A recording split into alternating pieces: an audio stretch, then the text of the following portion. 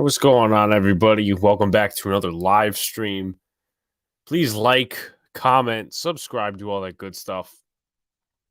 Also, turn on that notification bell so you know when a live stream pops or your drops. I'm going to talk about James Bradberry in this live stream. Talk about, probably going about an hour today. Obviously, I did game season with NYY News TV earlier, so I'm a little bit drained.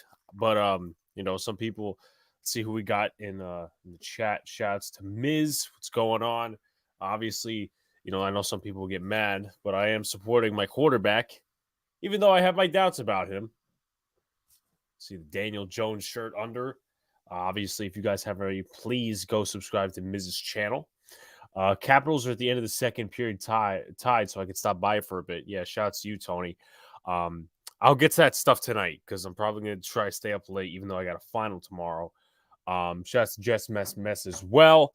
My New York Rangers are unfortunately losing to the Penguins, and me being a casual fan, I'm still not happy about it. And I have a friend, before we get started here, I have a friend who is a Rangers is done fried chicken frauds.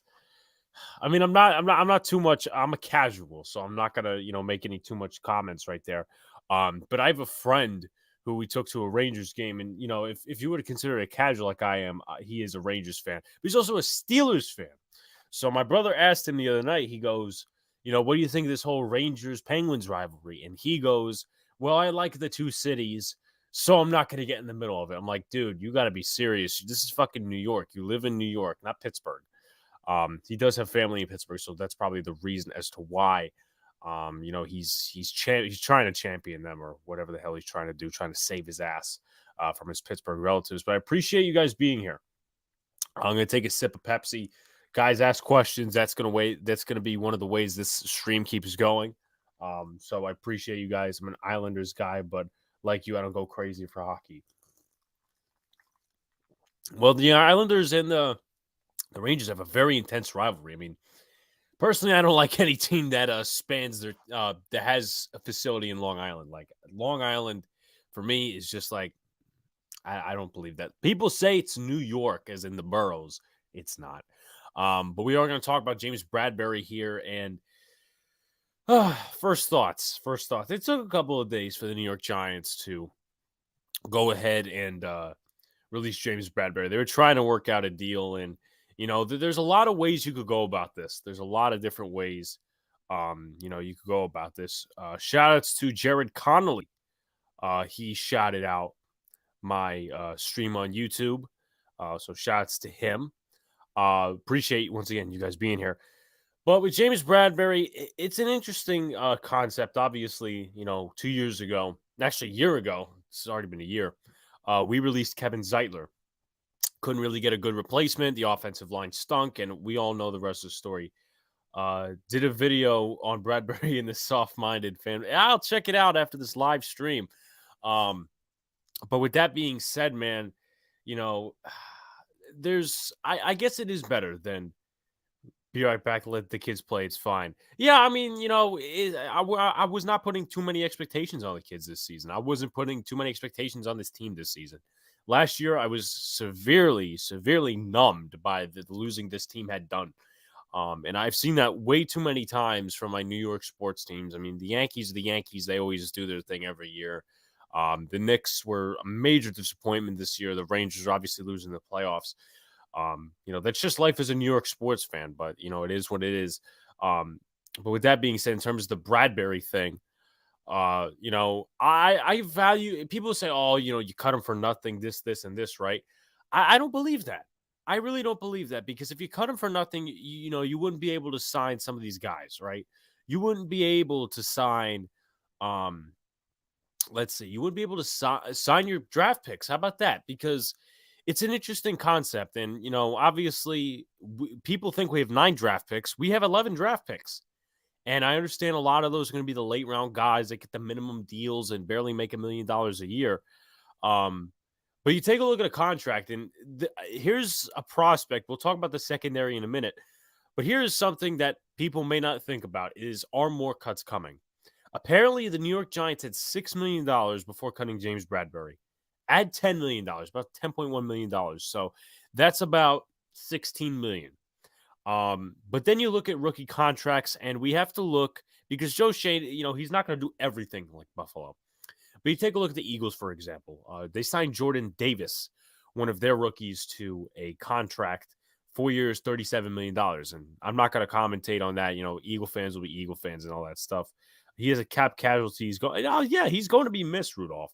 By the way, I haven't seen you in chat before, so appreciate the like and subscription if you can, if you like what you're watching. He is going to be missed. And, after a while, when the trade market wasn't much of anything, you kind of had to say, or at least I kind of had the mentality. And I was honestly in the beginning of the offseason on the board of cutting James Bradberry because I said, look, okay, we got to go get another corner. But at the same time, we have Aaron Robinson, and Bradberry really doesn't fit our scheme. And I feel like there's a bit of a misconception about Bradberry. And I'm not trying to paint this as, he's terrible. He's this, whatever. But, people perceive him as a man cornerback. I don't think he is. Because you take a look at where he shined best and where arguably he had his best season, and that was 2020 when Patrick Graham had him. DeAndre Baker was cut, so they had to insert a shit ton of cornerbacks. Corey Ballantyne, Ryan Lewis, Isaac Yiadom. Isaac Yiadom was okay for what he was. He was, traded from Denver for like a 7th-round pick or something like that, just to shore up the back end of that defense in terms of depth. With that being said, that was all zone. Like, people don't understand it. If it was man coverage, I think you would have seen a lot more burns on the back end of the defense. And really, you saw it last year too, where Patrick Graham, and, I don't want to really go on Patrick Graham too much because he's with a different team. There's not really much worth talking about it. But in the sake of, the argument, is he a zone corner or man corner? Last year, they got burnt the first game. That defense was not very good the first game against Denver Broncos. Noah Fant was burning them over the middle. Albert Ogubuenunam. There's certain other guys that were just getting burnt in the secondary. And it wasn't just James Bradberry. It was also the safeties as well. I know there was that one play where KJ Hamler dropped the ball in the end zone, but it was really Xavier McKinney's responsibility because he was the deep center field safety. But they immediately afterwards, and it took a couple of weeks for them to settle in, and then obviously Mike Glennon and Jake Fromm did no favors, turning over the ball every single motherfucking game. So, that didn't help the defense, but it took them a while to settle in. And the bend but don't break approach, you don't do that in man coverage. Man coverage is more aggressive than zone coverage. I think that's pretty obvious. Overall, Bradberry was not going to fit the system, but I wanted him to come back since we didn't select a corner in the draft until the 3rd round. And I don't honestly know if Flott is ready to be that too. I don't know where he's going to play. Joe Shane said in the press conference, and if you don't believe me, you can go back. He said he's going to play slot corner. So does that kick Aaron Robinson to the 2nd corner spot? Does Darnay Holmes get, a backup spot? Does he get cut maybe? It's a possibility because this regime has no ties to them. And to be honest with you, I'm not going to lie to you guys. I'm not going to be one of those guys that, wants to be right and keeps bringing this up. I wanted them to draft Andrew Booth, but they traded back twice, once with the Jets and once with the Falcons, so they couldn't get Andrew Booth. Andrew Booth, I think, went to Minnesota, if I'm not mistaken. Andrew Booth went to Minnesota.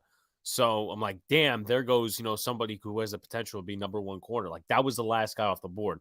There was Karen Lom.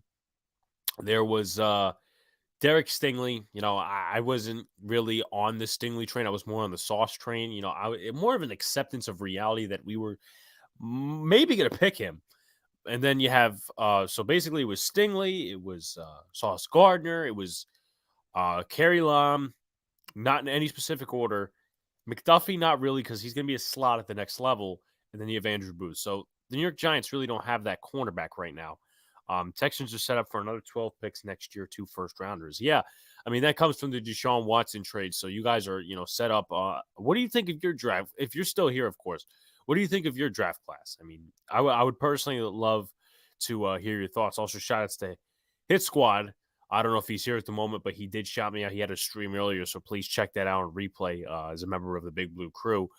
Um, but I just overall, I know I keep repeating myself, but I wanted the Giants to keep James Bradberry. I wanted to, try to extend him, maybe do this, restructure, pay cut. And I feel like at this point in the game, not that James Bradberry would or wouldn't have any malice towards the New York Giants, but it just wasn't worth trying to get a pay cut out of him, because he could very much say, listen, I was one of the top guys in the secondary last year. I was arguably the top guy in the secondary the first year I was here. So, to be honest with you, how am I not worth the money? So, there's a lot of things that go into that, but why I look at it is, oh my god, they didn't get anything. Like that's what certain people will look at is I don't, because you're signing your draft class, as said, and you look at Kevin Zeitler, that caused the signing of Adoree Jackson, which honestly, to be honest with you, was a good signing. I know people will have misgivings about the contract and all. Then Kenny Galladay, that opened up a hole there, but there was a lot of things during the past tenure that we're not going to really discuss on here, because it's not really relevant. It's not really relevant to right now. I don't want to, go on this whole rant that's totally unneeded. Shouts to Hit Squad. Once again, guys, subscribe to his channel. He's got some good stuff over there. We just finished up a live stream. But at the end of the day, the Giants have some youngsters in the secondary. At the end of the day, Giants have youngsters in the secondary. And obviously, once again, it saves $10.1 million against the cap. I don't know why I said it like that. $6 million added to that because of the $6 million beforehand, and then you get $16 million. And once again, coming back to the rookie contracts, they're getting more expensive every year. Jordan Davis, 4 years, $37 million. He's due $3 million this year. So you divide that up among 11 picks, and you would at least like to keep a stable number of, guys. And also, I think the New York Giants actually have over the limit of what their number is supposed to be on the roster, because I think it's up to 90 right now. And I believe that they have something like 95, or they need to cut a couple of guys. So as of right now, obviously James Barry was moved from the roster, 11 unsigned. Okay, so I guess they have that. They're at that limit. So they're maybe more cuts are coming. Tony, I'll get your comment in a second. Hit Squad says our secondary definitely took a ding, but let's hope Jimmy Smith or we let these young. Yeah, I mean, I'm gonna talk about the Ravens last year, because I think there's gonna be a very similar situation to what happened with Wink's defense last year, and it's not because of the depth on the roster. It's just a lot of their guys got injured. So Tony says I'd give my draft an A-. I like Stingley and the running back we got. I also like the wide receiver. Hope he is healthy by the season opener. I didn't like our pick. Yeah, Kenyon Green's a good guy. Like, listen, I mean, obviously, taking this from a YouTuber is not necessarily the best advice. But Kenyon Green's a good guy. He moves. He's probably the best, or one of the best offensive guards in the draft. Maybe the Texans could have picked him lower. But with that being said, he stays in Texas. I love Christian Harris was also another good pick. I will give it to you guys. You took another Alabama guy. But with that being said, I thought the Texans had a solid draft. Loco Joe says, I honestly wouldn't be surprised if you guys do what my Jets did this past season, play all the. Yeah, I mean, I have a Jets fan brother. I don't know if you know that, Loco Joe, but I saw a lot of what happened last year.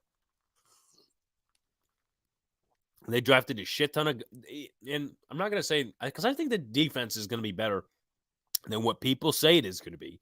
And I think it's going to be better than the Jets defense was last year, because you look at the Jets defense last year, they signed Carl Lawson. Yes, he tore his ACL. He was done for the season. You look at the rest of that. I mean, corner one was Bryce Hall. They didn't have many pieces in the secondary. Marcus May was the only notable guy. And that I'm going to be honest with you, that defense sucked. Because they had a ton of young guys. They drafted Jason Pinnock, Brandon Eccles, I think was the draft pick the year before that. Michael Carter, not the running back, but the safety out of Duke. So there's a lot of different ways. And it's interesting to me because there's a lot of different ways the Jets can actually go with their cornerbacks. Ahmad Gardner is obviously going to be that number one. Number two is probably going to be DJ Reed, and I think he could play safety as well. But it's mostly focused on cornerback. And then, who's going to be your slot guy is what I've asked my brother Elias. Is it going to be Brandon Eccles? Is it going to be Bryce Hall? I mean, my brother's brought up the fact that he doesn't like Bryce Hall for one specific reason. Other than that, he's fine. It's just he doesn't have ball skills, as a number one cornerback and as a cornerback in this league. And, I can understand a little bit in his own system, but you have to have an eye for the ball. Yeah, the defense was bad, but I put that in Warren injuries in it. Yeah, I mean, there was, but also at the same time, in terms of the Jets, and I'm going to go back on my Giants. Obviously, I appreciate, the multi-team discussion here because obviously I have knowledge about other teams. I'm not just some guy that roots for the Giants and doesn't give shit about any of the teams. But you needed to see progression from that defense down the stretch. And the Bucs game was tough. I was watching the end of that because my Giants were just very, very, very, very unwatchable.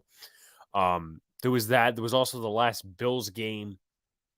There was a ton of games where the defense, played up to par, but at the same time, they would just take drops. Like coming out of that bye week, my brother was fucking super pissed off that they lost, what was it, 41-13 to the Patriots. And, he said some things that would not be applicable, like they would be looked on as bad takes because it was like very bad. Shout outs to Jeffrey in the chat. He's got a channel as well. Please go subscribe to him. He's got some good content, does some Nets content, does some Mets content, does some Giants content as well. Is Darius Slayton going to get traded or cut before the start of the season? So I'll answer that in just a second. I don't think so. I think, to be honest with you, and I haven't done my research too much. By the way, guys, possibly look for a stream on midday Wednesday because I'll be home from school. All that shit is over with. But look for a midday stream Wednesday. I do want to address these undrafted free agents because there is a ton of them. There's a couple of guys that definitely will make the roster. I'm not going to predict who, but there's definitely a couple of guys because of the way this team is positioned, the way Joe Shane says that he loves to go after undrafted free agents. There's a ton of guys, that could possibly make this roster. And also to note, now that I think about it, some of these undrafted free agents that I have the names of in my head, like they in this section. Now I have to go on Giants.com because Wikipedia is inaccurate. There's more than 90 players easily on this team, so there are going to be some cuts. Like, back in May of like 2018 or 2019, or some of these different times. For example, 2018, Adam Bisnowadi was cut. He was a Jerry Reese draft pick. He was, I believe, the very last Jerry Reese draft pick. He was cut like after minicamps because they had to shorten the roster. I gotta see if I have a total on this. For some reason, okay, so I can't see the total, but I'm gonna presume it's over 90. And the Giants have to make some cuts. Shouts to Taj. He's got a channel as well. Great support from the Big Blue Crew. Shouts to him. Oh my God, I lost my mind. Yeah, the Bucs game was weird, and obviously it was funny because a lot of Giant fans were actually rooting for the Jets to win because they wanted a better draft position. Not that the Giants, not that they wanted them to tank, because the Giants were tanking themselves, like they sucked. But with that being said, they wanted Jet fans so badly to start winning, and they didn't the next 2 weeks. But we got who we wanted. We got Kayvon Thibodeau. We got our right tackle possibly in the future. So, there's that. There's that. But I think I'm going to go into what will this defense look like when Bradberry, obviously Bradberry being gone. It's going to be interesting. It's going to be interesting. I said this before. I do want to repeat it for my newer viewers coming in. Adoree Jackson is going to be that number one, and he is a man corner. Once again, I believe there's some misconception within the Giants fan base what Bradberry can do, what he can't do. I don't think he's a man cornerback. He fit very well in zone 2 years ago. He fit well in zone last year. However, the first part of the season, the first game of the season was really man coverage. The Giants were just getting burnt in that Broncos game. But the Giants have a decision to make. Giants have a decision to make in terms of what their defenses look like. And I was, I would say asked, but this was brought to my attention earlier today of possibly Julian Love moving down the corner and Dane Belton moving to safety. And, I've done some film study on Dane Belton, and I don't know if I really like the draft pick as of a first reaction because his tackling ability isn't the greatest. He is a ball hawk, so, he does have that ability. can't really cover, and his speed is very limited. And he gets beat with a lot of over the top routes. So, that's one of the it was one of the picks I was really confused with. Looking at it later on, because I'm like, this is supposed to be a fourth round pick where, arguably this is supposed to be like a contributor, possibly turned into a starter, like an impact player. But with guys like Yusuf Corker, and I obviously just know the names, I don't know like anyone specifically. Like I think Yusuf Corker went to Kentucky. There's a couple other defensive backs that we got. Darren Evans, the LSU cornerback, so he's teammates obviously with Cordell Flott once again. So there are going to be some undrafted free agents, but it's not a very winnable situation if you're the Giants. And once again, I don't have too many expectations. I have, I would say expectations in terms of this not being the 32 ranked defense. I at least want to see above 23 ranked defense, and because I believe Don Martindale is defensive genius. Obviously, he took some things from Dean Pease in Baltimore, years ago.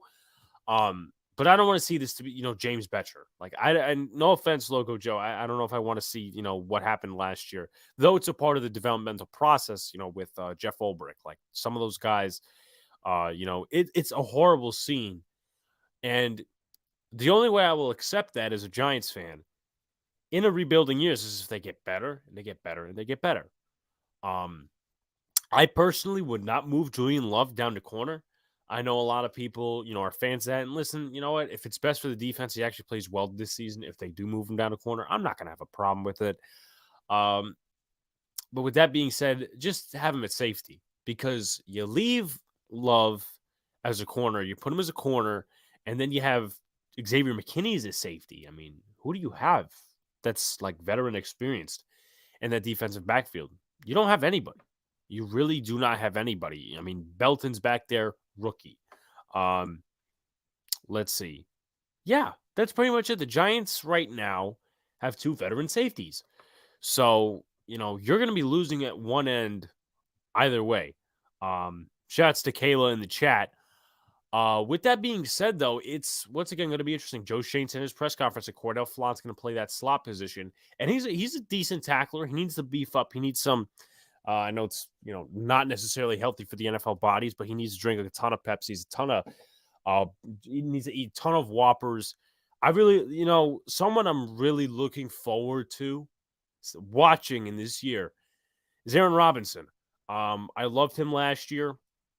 Obviously struggled a little bit in that Bears game, but who didn't? Because, every drive was a fucking turnover. With that being said, his first real game, and this is attached to me for some reason. Maybe it's because I was there and, he played like a fucking baller. He was physical in that Eagles game, and I was at the Eagles game. You guys have probably heard it 1,000 times already. But he got his first real opportunity because Adoree Jackson was hurt. And that's another thing we have to worry about is Adoree Jackson. He's not going to be on the field 100% of the time. He's going to get injured. I'm betting on it, and it's not necessarily a bet that I like to make. But, Aaron Robinson's going to have to be that corner one sometimes, which shifts Cordell Flott possibly in that corner two role. I don't trust Darnay Holmes as an outside corner. I know he did that at UCLA, but college is a way different ball game. And if you haven't played a spot in 2 years, 3 years almost in college, I mean, that's a risk that the Giants, may take. I wouldn't want them to take that risk. Also people forgetting Rodarius Williams last year out of Oklahoma State. He did okay in the preseason. Like, he had some struggles in man coverage. A few times against the Jets, he really struggled. Then he started getting better down the stretch. And, they played less of Bradberry. They played more of Bradberry. Adoree was hurt, so they put Rodarius Williams in there. I thought he did well. But the problem is he is coming off of a torn ACL, which was very early in the season, which once again could possibly link him to play. No. I'm not. No, this is regular Pepsi. I'm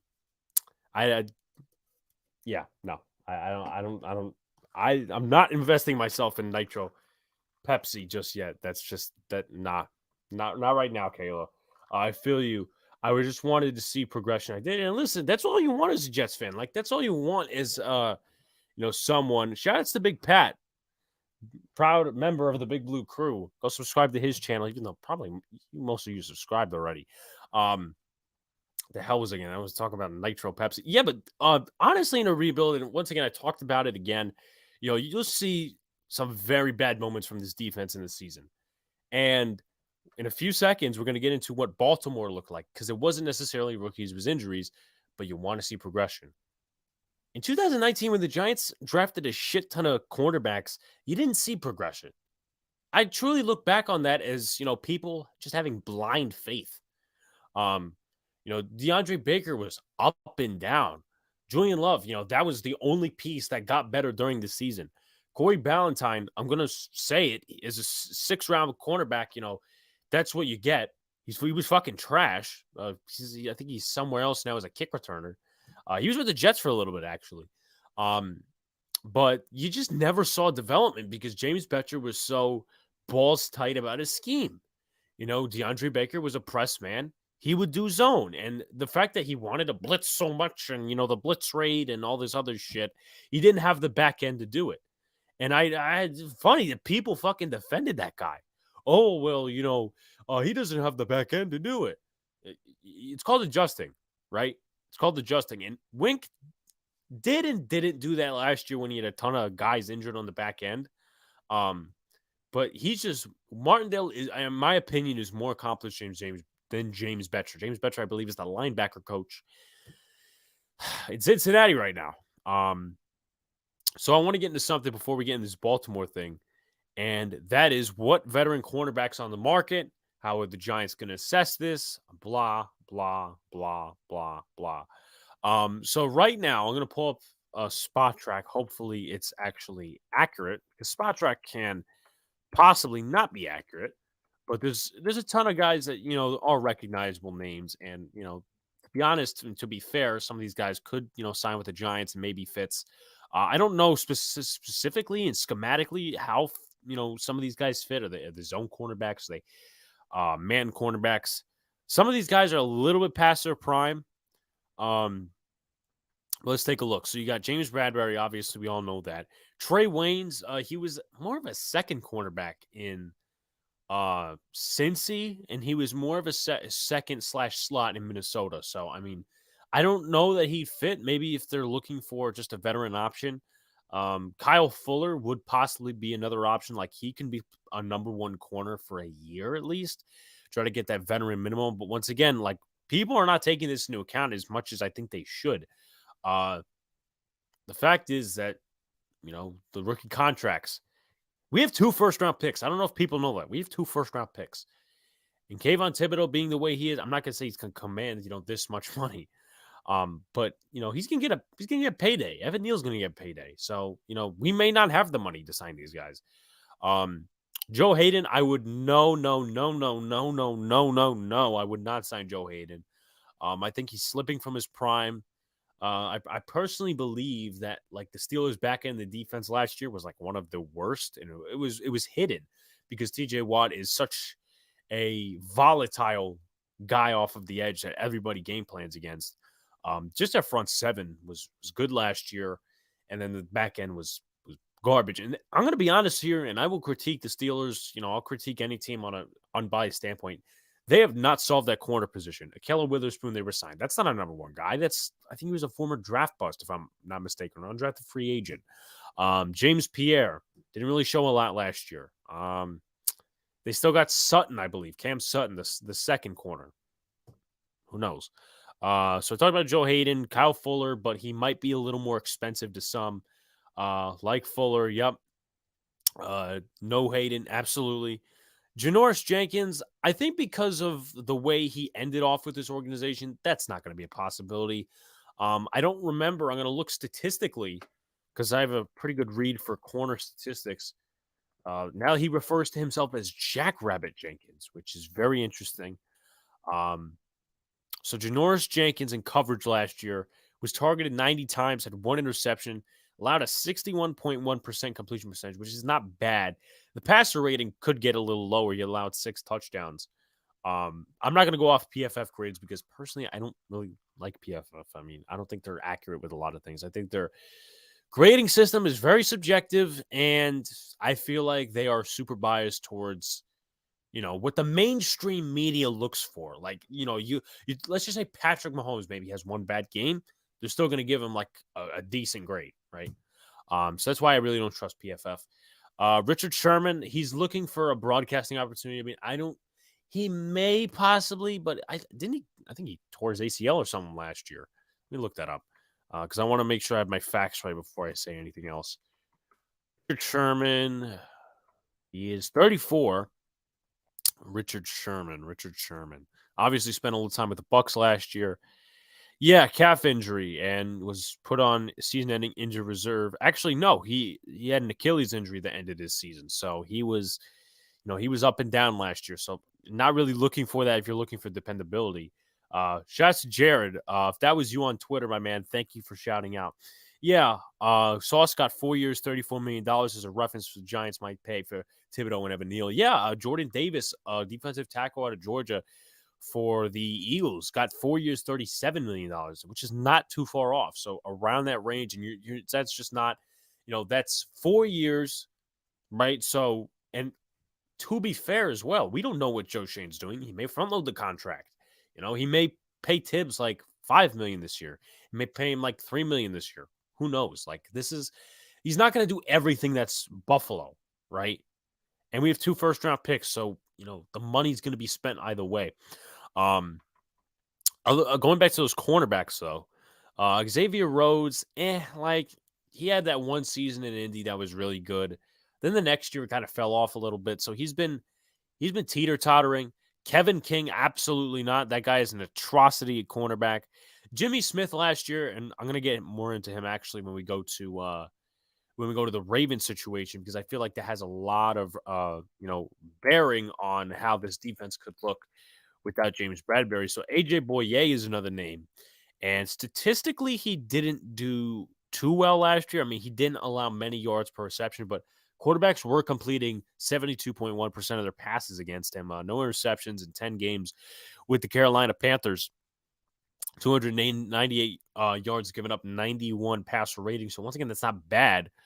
But this is a guy that's coming out of his prime. Like his prime was, I think he left his prime in Jacksonville.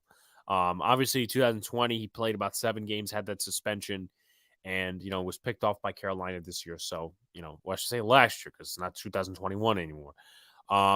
Travis Carey, don't know much about him. Vernon Hargreaves was draft bust. Absolutely not. Richard Sherman already went over. Jason McCourty, I feel like he was signed with somebody. I feel like he's even if he is, I'm not taking. Yeah, he's a free agent. I'm not taking him. Like I understand he's got that Jersey connection that everybody looks for, but that's not what I'm looking for. Well, honestly, would be the Giants shouldn't be looking for that. Yeah, and the rest of the cornerback class, at least in free agency, leftovers, trash. I mean, if you want extra depth, Dante Dion didn't play bad last year. He's a former Giant. UDFA out of Boise State. Yo, shout outs to Adam. What's going on, man? Subscribe to his channel. And I'm not going to lie to you guys. I was hooked on his channel when he started ranting about Joe Judge and the energy he brought to the conversation. So shout outs to Adam. He's got a good channel. I know he put up a video earlier today about James Bradberry. I watched that one. So it's going to be very interesting as we've been talking about this entire stream. About what this defense looks like. So we obviously went over the cornerback situation. Now I want to go into 2023 because there is that prospect of if it's not going to happen this year, they're going to go after some type of cornerbacks next year, which is very possible. It is very possible. Next year, and I'm going to be like this until he changes my mind. We're probably looking for a quarterback, not a cornerback, a quarterback in the first round. CJ Stroud, there's a ton of quarterbacks that a lot of these people like I'm not going to trust the analysts. I'm actually going to watch college football like I do every single season. There's that guy from Florida that's coming out, a guy from Miami, Tyler Van Dyke. CJ Stroud is a popular name. Bryce Young is a popular name. That guy, I don't know. Maybe it's me. I don't really like that guy from Kentucky. Will Levis, I think his name is. I'm not a fan of him. So I don't think they're going to assess the first, maybe a second round pick on a corner, but Is that really the way you want to go? I mean, we'll see what happens. Joe Shane could really stun us in a couple of ways. But here are some of the free agents in 2023 at cornerback. Now, Marcus Peters will be 30, 31 by this time. He could be a signing. If he's still in his prime, and that's obviously a judgment we have to make this season, or at least Ravens fans do, because they watch him. Um, if he's still in his prime, they're going to pull him over because of the Martindale connection. And you see a lot of these guys and familiarity. As long as I've been watching football, and the more I pay attention every single year, the more familiarity comes to the theme. Jamil Douglas, offensive guard with the Bills, obviously spent time with Brian Dable, Bobby Johnson, some of those other guys. I think we signed he may be that guy, but one of the guys was no. That was Saffold. Saffold's with a different team now. But there's a ton of familiarity, and it's not just this regime, this regime, this regime. There's a lot of different regimes that really go off of familiarity. With that being said, Jonathan Jones, don't know too much about him. He's one of the top corners, one or two corners. I mean, he's going to be having a big role to play in New England with the departure of J.C. Jackson and Marcus Jones from Houston filling in as well. Bradley Roby is not a bad option, but also the thing that people have to take into account is this. Now, I don't hold too much of a high ceiling or a high standard for Cordell Flott. Personally, my Aaron Robinson bias, I do a little bit more than Flott. Adoree Jackson might be cut next year. So they may actually have to go into the market, sign one of these, and they're not going to go out and draft two cornerbacks to be starters because that's not going to happen. The way I see them doing it is, okay, they're going to go out, sign a free agent, try to get one of the best cornerbacks possible, and then draft one, and then have the depth be a good problem. Like Aaron Robinson could be in the back end. Darnay Holmes, a good depth piece. Or Darius Williams. Jaron Williams, a lot of people forget about him. I thought he played really well at the back end of last year. But to keep going, in terms of these cornerbacks, Anthony Brown from the Dallas Cowboys is an option, probably a number 2. So it's an interesting concept. Like Jair Alexander, I thought he got extended. That's one of the things Spotrac may be wrong about. But to me, I don't see a ton of number 1 guys. I really don't. I don't see a ton of number 1 guys on this list, and that's gonna be an interesting concept for the Giants to do. Giants to really focus in on next year. If Flott's not necessarily ready to step up, if they like Rodarius Williams, is he ready to step up in that role after an ACL injury? I think it's an interesting conundrum to be in if you're the New York Giants. What was saying? Malachi Moore out of Alabama, take him in the draft next season. Malachi, I've heard that name. Malachi Moore, defensive back. Okay, so yeah, I now I see the name. The thing is, though, I mean, once again, you'll have guys that fall to the second round, but my thing, I wouldn't say philosophy, but like ideology on the way this team is going to go is they're gonna probably select quarterback in the first round, and you know what? I don't blame them. They have no ties to Daniel Jones, though I am supporting Daniel Jones with the thing under here that I bought in his rookie year. With that being said, they have no ties to him. If they don't like what he does, hell, they draft their own guy.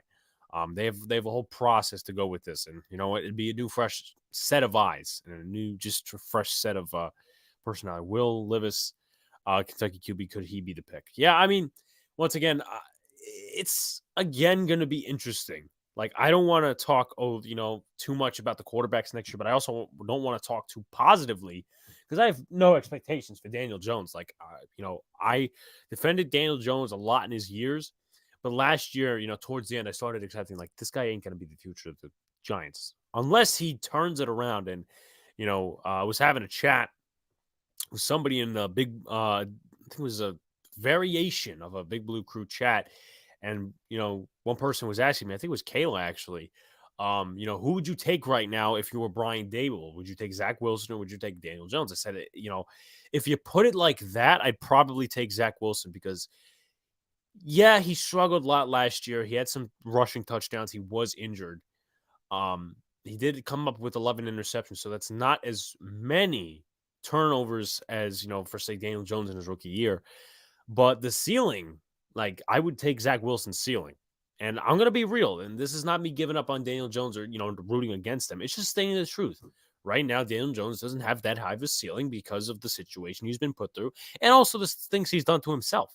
So, I mean, there's that, but it's going to be a weird conundrum for the Giants next season if they don't have one of these cornerback options. If they cut Adoree', which once again opens that corner hole even more, then again, too, you have to see who these cap cuts from other teams are.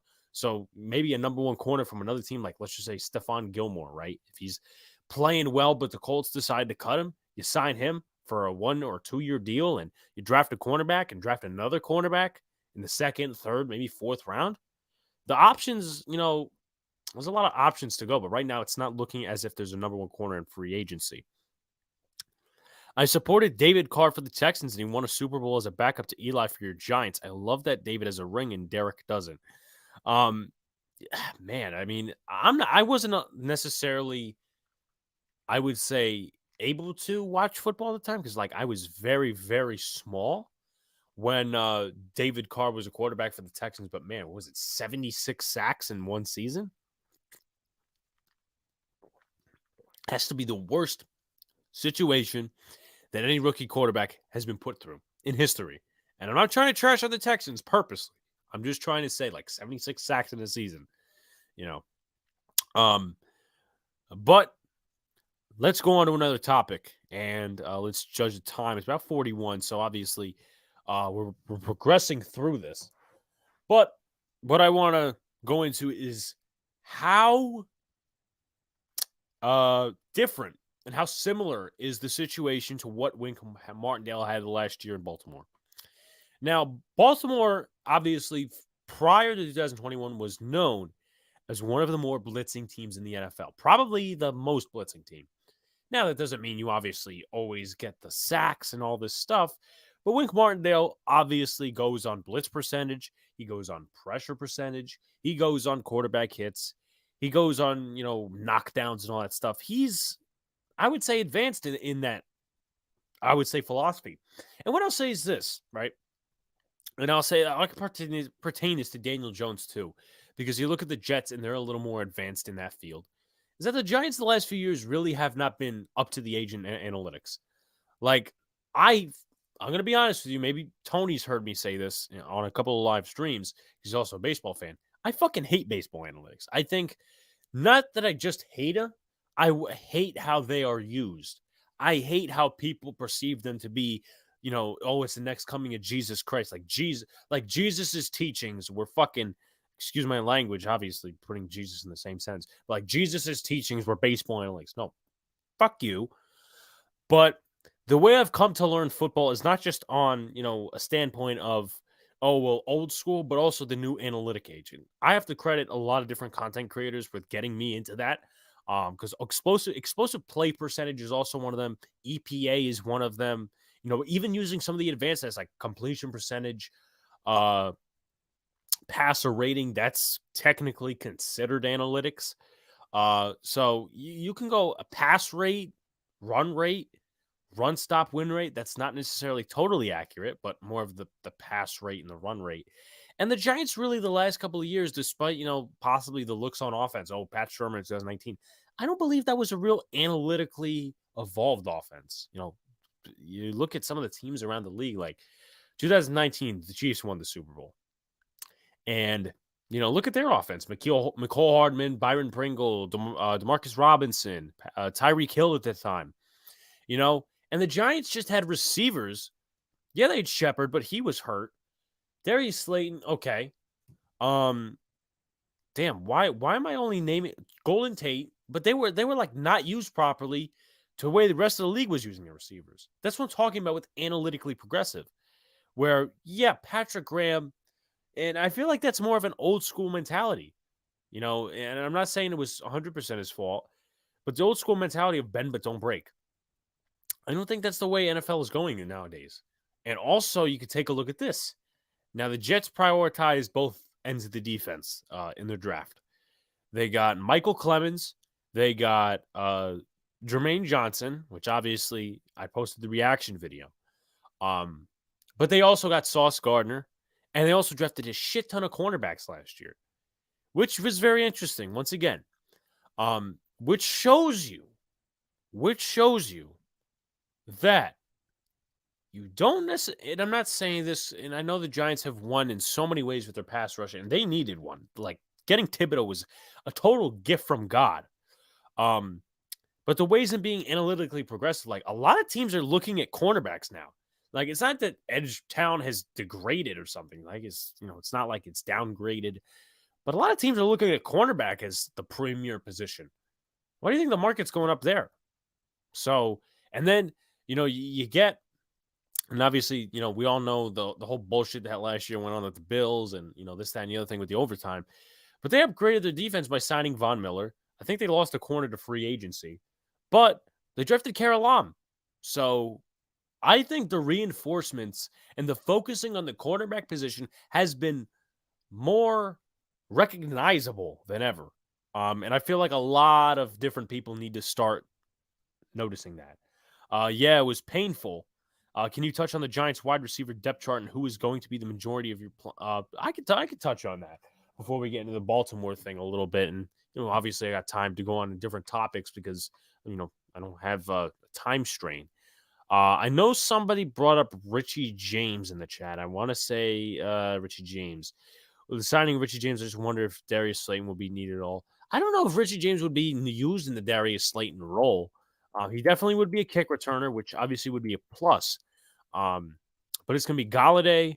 It's probably going to be, I could see Colin Johnson possibly making the roster as a Galladay 2.0.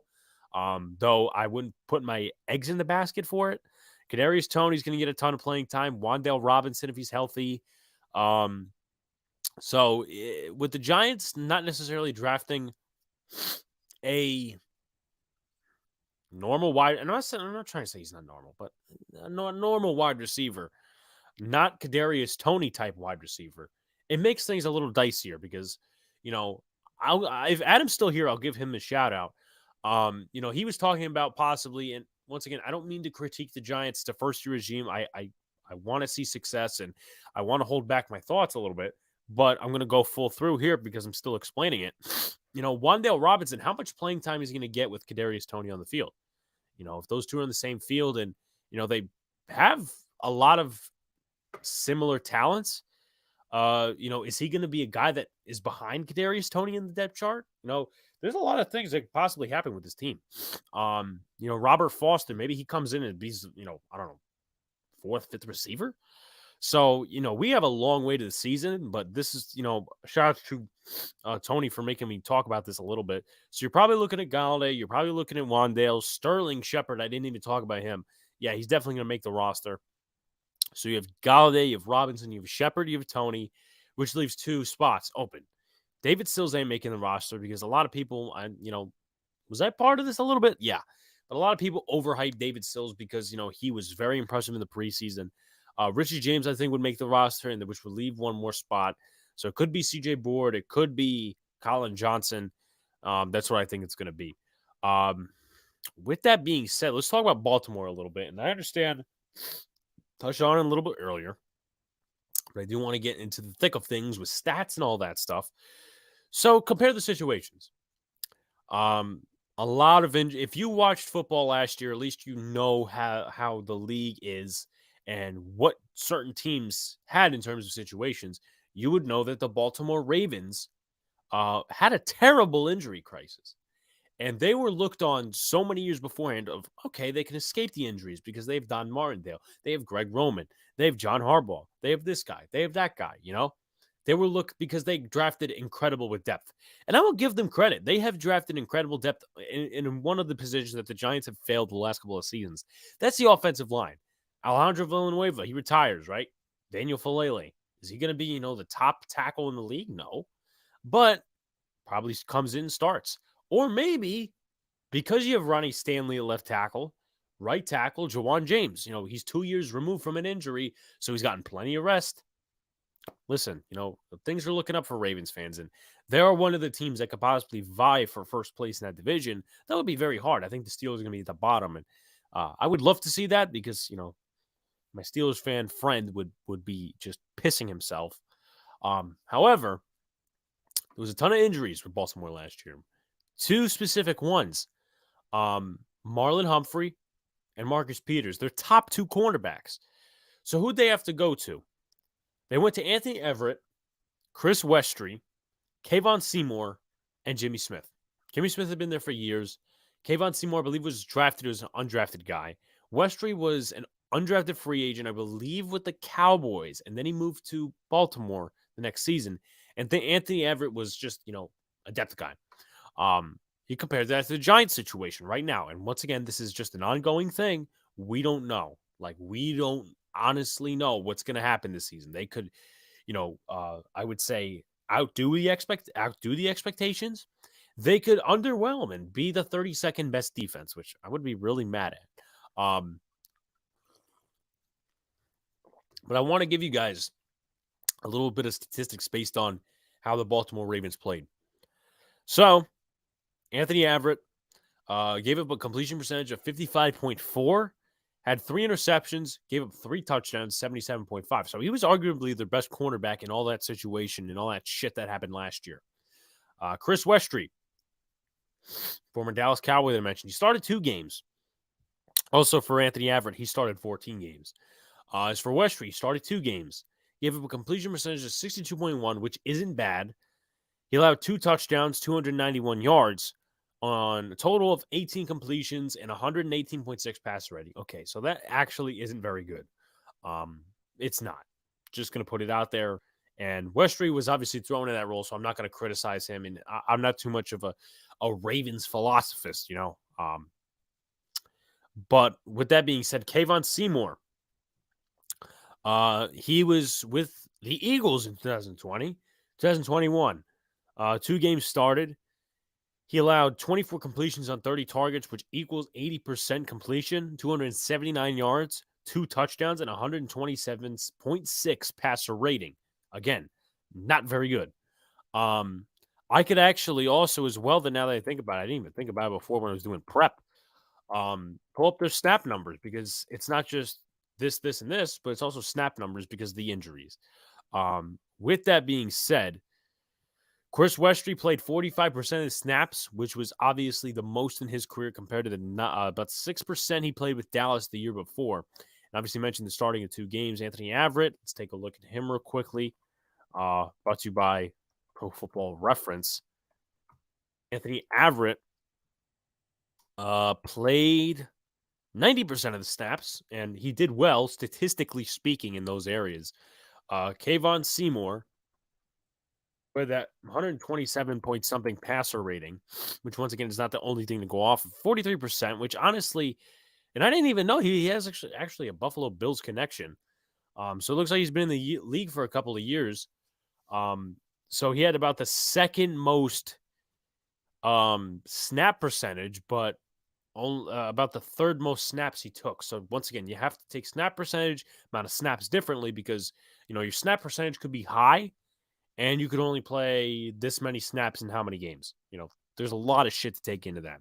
But he played 43% of snaps for Baltimore during their injury crisis.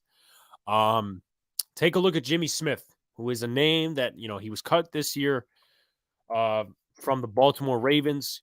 Could be a connection to Martindale. I don't know if he strictly plays a slot. He's been in the league for years, since 2011. Won a Super Bowl, so there's that. Last year, only started 2 games, played in 10. Gave up a completion percentage of 69.6, which really isn't that good. 139 yards, 85.2 passer rating, which isn't bad given the completion percentage, which probably equates to the fact, based on conclusions, that he didn't give up way too many yards when he was targeted. Like yards per target, that's 6 yards. Like that's not bad compared to other corners. 8.7 yards per completion, not bad among corners. I've found a way with this thing in terms of reading around it. As for the defense overall, and they took a toll. Defense ranked 32nd against the pass. 11% explosive play rate allowed, which was second worst in the NFL The Jets were actually first worst, I believe 12 or 13. And now let's take a look at the Giants situation. Now, I'll base this off of stats as well. And I'm not going to make predictions because that would be very silly of me knowing that the season isn't even here yet. Um, your starting corner is Nori Jackson. Now, obviously, last year he did have a couple of injuries. Played in 13 games, gave up a completion percentage career best of 52.1, which is good. Had one interception that was a tipped interception off of Tom Brady from to Mike Evans into the hands of Adoree Jackson that got us to score. 353 yards, 69 passer rating. That needs a nice 69 passer rating. So once again, not bad compared to some of these other cornerbacks. And then 2 touchdowns. One of those touchdowns was the Ricky Seals-Jones. I don't remember what the other touchdown was, but he played well last year. And if you watched Giants football last year, I would honestly believe that Adoree Jackson was the best cornerback in the Giants secondary. Was he always on the field? No, he missed like 4 games, but he was the best corner on the field, no doubt. Aaron Robinson struggled at times, who's my favorite player in the secondary. James Bradberry struggled a lot. So, I mean, it's going to be an interesting situation to touch up on and to really look at as well.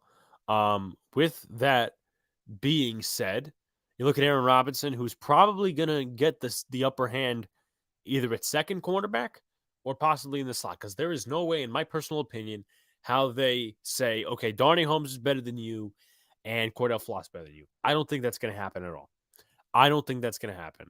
With that being said, in terms of Aaron Robinson started 2 games last year. Miami was one of them. I think the game after that was one of them as well because Adoree was out. But he played in 9 games, gave up a completion percentage of 63.3. 1 touchdown given up. That was against the Bears. I believe that was to Darnell Mooney, I believe.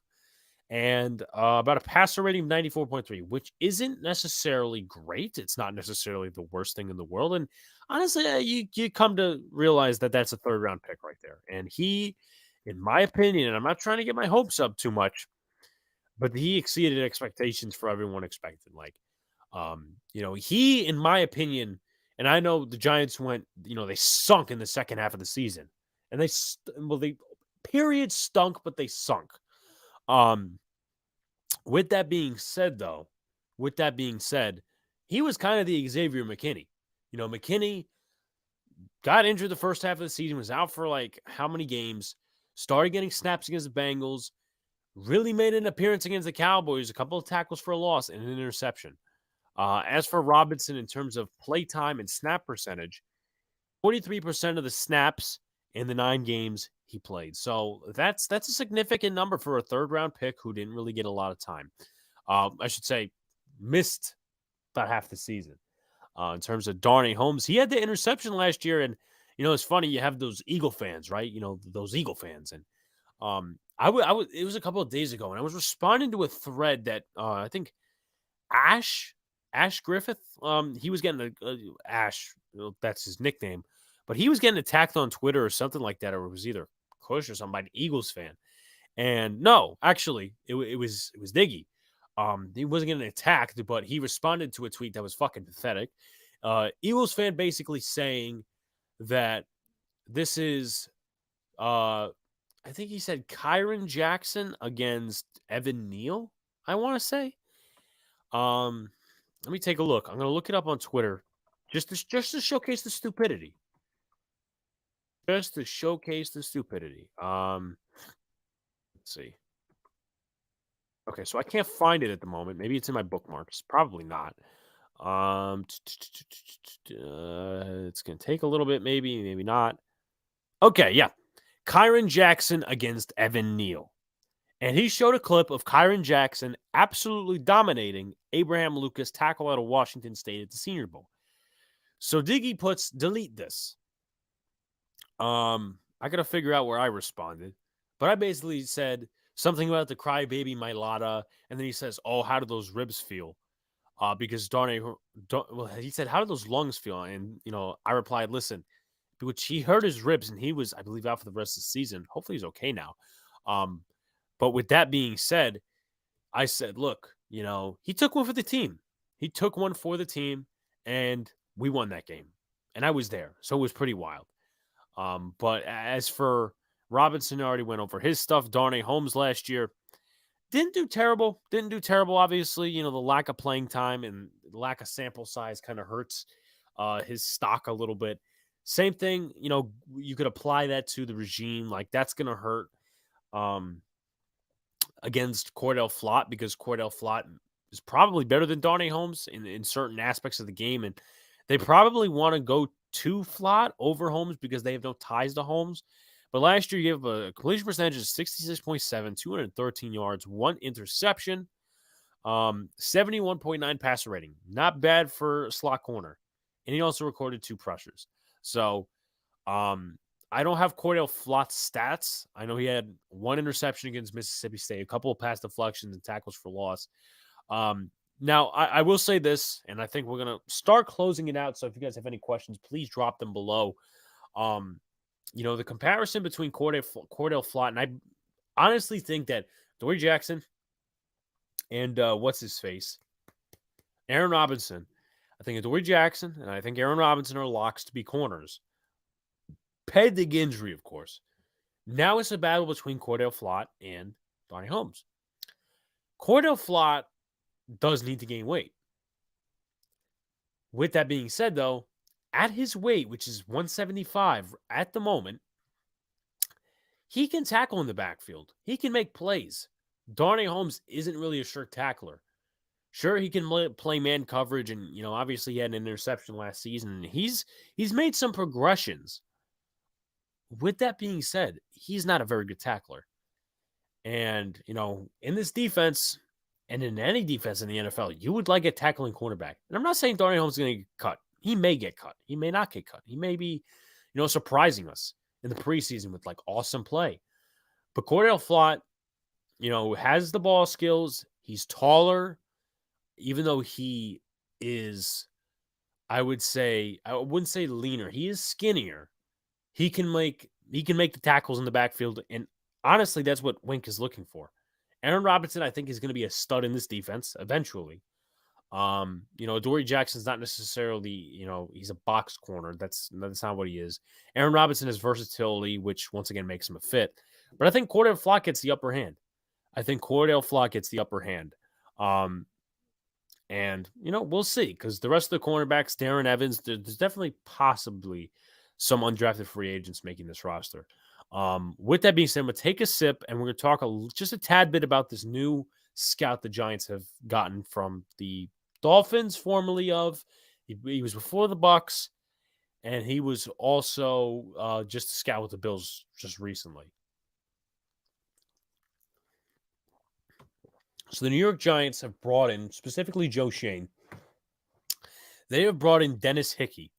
Dennis Hickey was the former general manager for, I think, 2 seasons of the Miami Dolphins. And honestly, it surprised me because you really don't see former GMs still in front offices. Dave Gettleman, we all know the story with him. But you take a look at, Mike Tannenbaum. He's an ESPN guy right now. Michael Lombardi, he's an ESPN guy right now. Or at least one of them radio hacks. So there's a lot of, guys that, come from the front office. And also Mike Mayock, does he possibly make his way back into the NFL as a scout? I don't think so. I think he's going back to NFL Network. However, I'm surprised Dennis Hickey's younger. He looks a little bit older in his picture, but he is 52 years old. So he went to Tulsa and Coffeyville. That's a very weird college, a community college institution. He also played for Blinn Jr. Actually, he coached Blinn Jr. as a defensive backs coach and a recruiting coordinator.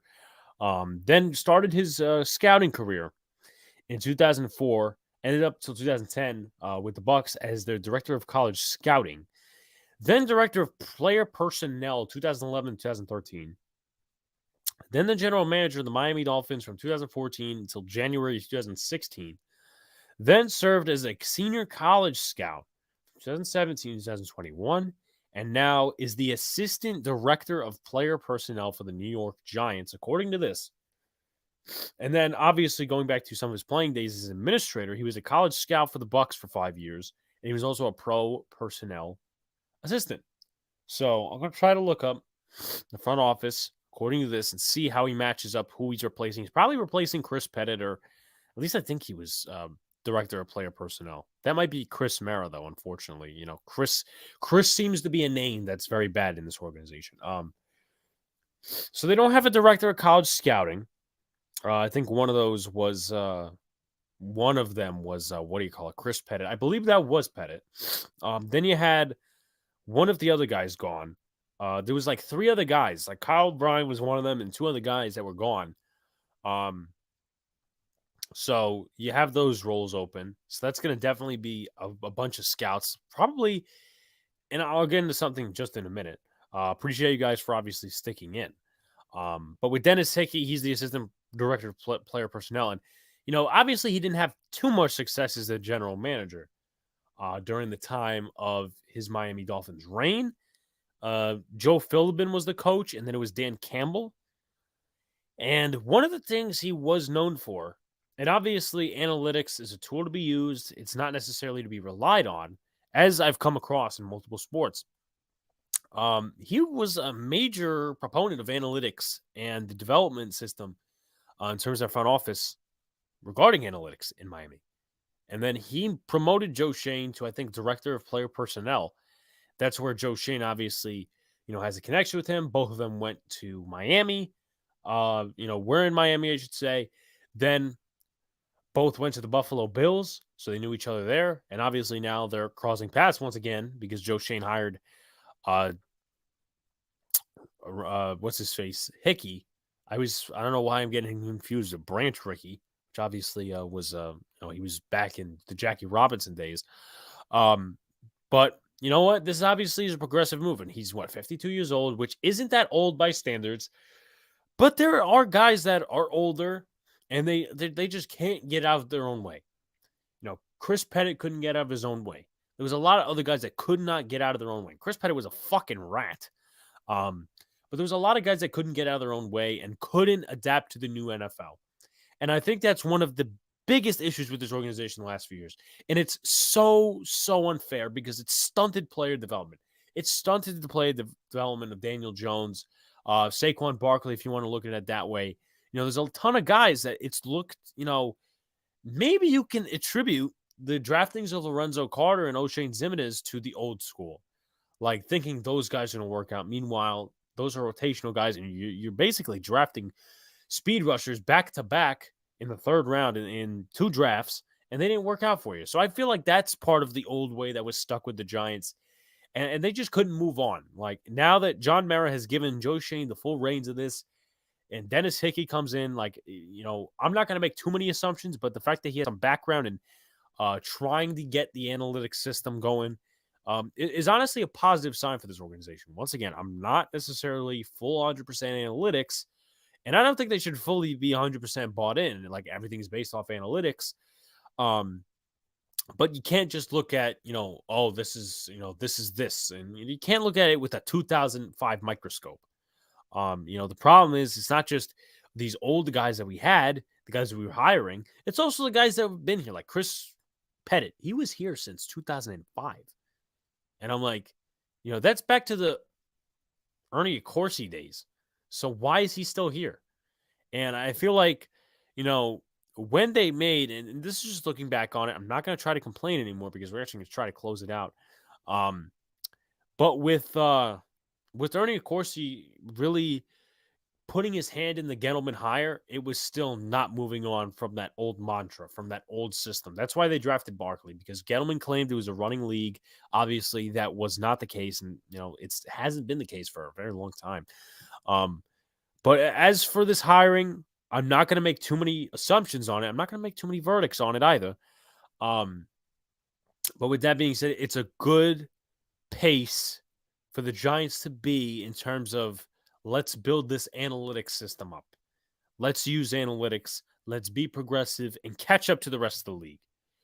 Because I feel like with Joe Judge, and once again, I don't want to make too many stabs at the past regimes, they could have been a good team. They could have been a good team with talent, and if Joe Judge got out of his own way.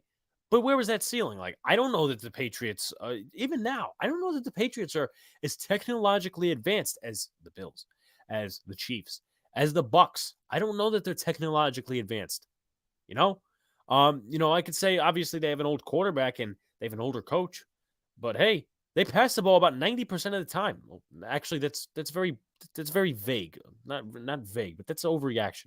They pass the ball 70% of the time, which is about what Buffalo passes it amount. Like that's about the level they pass on.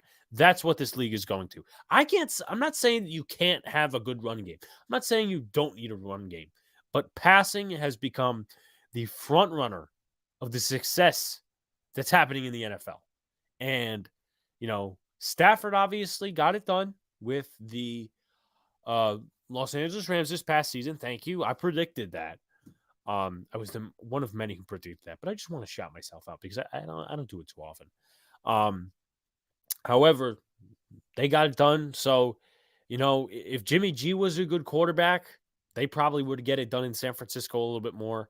I believe they're also analytics based, but it's just not the way that the Chiefs use it, not the way that the Bills think as well. So once again, just to cut it off and finally shut it down.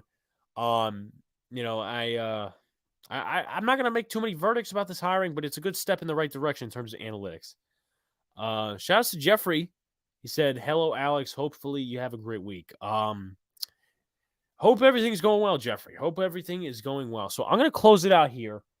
And get my ass to researching some of these undrafted free agents we got. I appreciate you guys coming in. I do want to make a few announcements, though. Probably no content until Wednesday. Wednesday, I'm trying to possibly do a midday stream. Will you be? Yeah, I'll be doing a stream on Wednesday to discuss the Giants undrafted free agents. Unfortunately, because I will be in Pennsylvania on Thursday, there will be no Dead Red podcast. But next week, everything's going to return.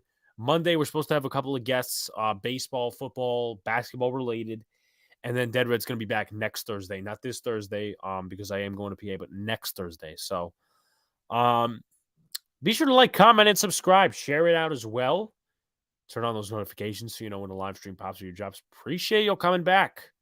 Shouts to the Big Blue Crew. Shouts to anyone who pops in, even if you're not, the biggest football fan. Like, Jeffrey's more of the baseball type, as I could see, and obviously he's a Patriots fan as well. He pops in, one of Sox's supporters, and he's glad to come over and has been a loyal supporter of this channel ever since me and Sox started the Dead Red podcast. But with that being said, appreciate you guys.